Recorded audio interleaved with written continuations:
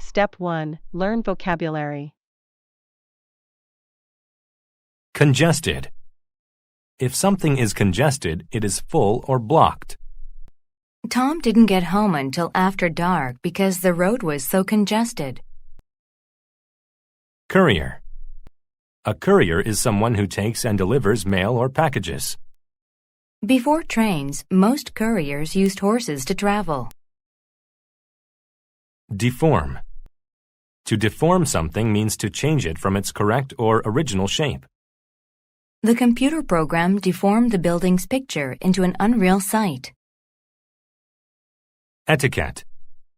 Etiquette is the group of rules about how to be polite. When in Asian countries, bowing is a form of etiquette. Exclusive. If something is exclusive, it is expensive and only for rich people. The golf course was so exclusive that most people hadn't even heard of it. Freight. Freight is a set of items carried on a train, boat, or airplane. Trade ships only carried valuable freight like silk and spices. Garment. A garment is a piece of clothing. The businessman had all of his garments cleaned before the important meeting. Insomnia. Insomnia is a condition in which a person has difficulty sleeping. Nate's insomnia prevented him from getting enough rest. Intuitive. Intuitive is knowing about something without naturally having support or proof. Rhonda had an intuitive feeling that Shane wasn't coming to school today. Liable. If something is liable to happen, it is very likely that it will happen. During the summer months, hikers in the forest are liable to see deer and elk. Obsess. To obsess about something means to think about it all of the time. After watching the Star Wars movies, Ike obsessed about becoming a Jedi. Overboard. When something is overboard, it is over the side of a boat and in the water. Tom and Gary slipped on the wet floor and fell overboard. Premium. A premium is a payment that is higher than average. Tony paid for premium gas because it made his car run the best. Privilege. A privilege is a special right given to only a certain person or group of people. Only the best employee had the privilege of parking in that spot. Propel. To propel something means to push or move it somewhere. The strong wind propelled the leaf through the air and across the street. Socialize. To socialize is to have a good time with people. I like to socialize with my classmates after school. Suppress. To suppress something means to prevent it from happening. She suppressed her urge to scream because she didn't want to be noticed. Tram. A tram is a vehicle like a streetcar that runs on electricity above ground. I took the tram to 8th Avenue. Unsettle. To unsettle someone means to make them anxious or worried. The dark clouds in the sky unsettled Beth. Warp. To warp means to become bent into the wrong shape. The woman put the clock above the fireplace, and the heat warped it. Step 2. Listen to the story without subtitles. Watch out. Kevin stepped off the tram and walked toward the ship, holding a package tightly in his hands. He had been hired as a courier for an important broker. All he needed to do was deliver a package to an office in New York City. The ship would take him there. When he boarded, the ship was congested with people. As Kevin walked to his cabin, he saw the exclusive first-class section. Everybody inside was wearing fancy garments. He would have liked to socialize with the people inside, but it was against proper etiquette. People paid a premium for the privilege to ride in first class. Instead, he went to his cabin next to the freight section of the boat. His room smelled bad, and the floorboards were warped and deformed in some areas. He could also hear the motor humming as it waited to propel the ship forward. Suddenly, Kevin was unsettled by something, but he wasn't sure why. He took a short walk on the ship's deck, but he still felt strange. That night, he suffered from insomnia. He couldn't suppress his obsessing over how strange he felt. Kevin went back on deck. It was cold and dark outside. He looked overboard, but it seemed that everything was all right. Just go back inside, he thought. Then Kevin saw it. A giant iceberg was sticking out of the ocean in the distance. "Help!" he yelled. People looked at him as if he was crazy, but he continued to shout until he saw the captain. "There's an iceberg out there," Kevin said to him. "If the ship doesn't move, we're liable to crash," he said, pointing toward the iceberg. The captain saw it and immediately instructed the crew to change the ship's direction.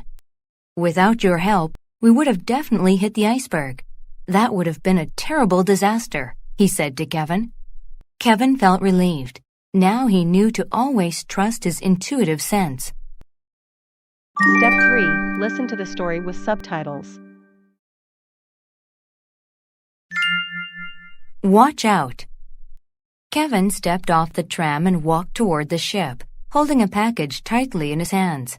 He had been hired as a courier for an important broker.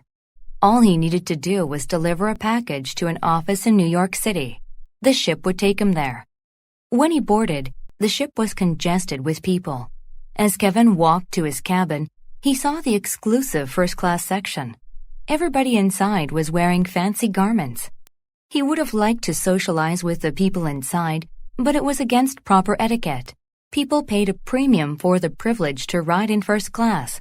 Instead, he went to his cabin next to the freight section of the boat. His room smelled bad, and the floorboards were warped and deformed in some areas. He could also hear the motor humming as it waited to propel the ship forward. Suddenly, Kevin was unsettled by something, but he wasn't sure why. He took a short walk on the ship's deck, but he still felt strange. That night, he suffered from insomnia. He couldn't suppress his obsessing over how strange he felt. Kevin went back on deck. It was cold and dark outside. He looked overboard, but it seemed that everything was all right. Just go back inside, he thought. Then Kevin saw it. A giant iceberg was sticking out of the ocean in the distance. "Help!" he yelled. People looked at him as if he was crazy, but he continued to shout until he saw the captain. "There's an iceberg out there," Kevin said to him. "If the ship doesn't move, we're liable to crash," he said, pointing toward the iceberg. The captain saw it and immediately instructed the crew to change the ship's direction. "Without your help, we would have definitely hit the iceberg. That would have been a terrible disaster," he said to Kevin. Kevin felt relieved. Now he knew to always trust his intuitive sense.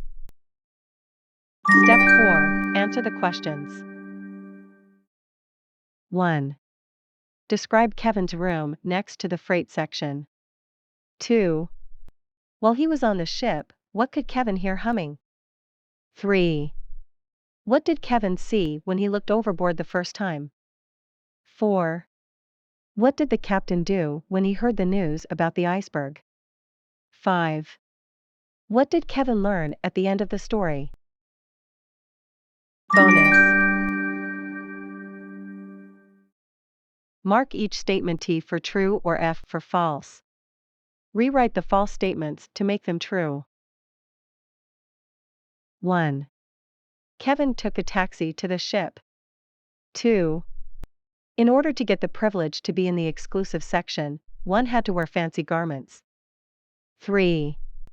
Kevin didn't socialize with the people in the exclusive section because it was too congested. 4. Kevin could not sleep because he had insomnia. 5. If Kevin hadn't seen the iceberg, the ship was liable to have crashed into it. Answer key. Answer the questions. 1. His room smelled bad, and the floorboards were warped and deformed in some areas. 2. Kevin could hear the humming of the motors as he was on the ship. 3. Kevin didn't see anything when he looked overboard the first time. 4. The captain instructed the crew to change the ship's direction. 5. Kevin learned to always trust his intuitive sense. Bonus 1. F. Kevin took a tram to the ship. 2. F.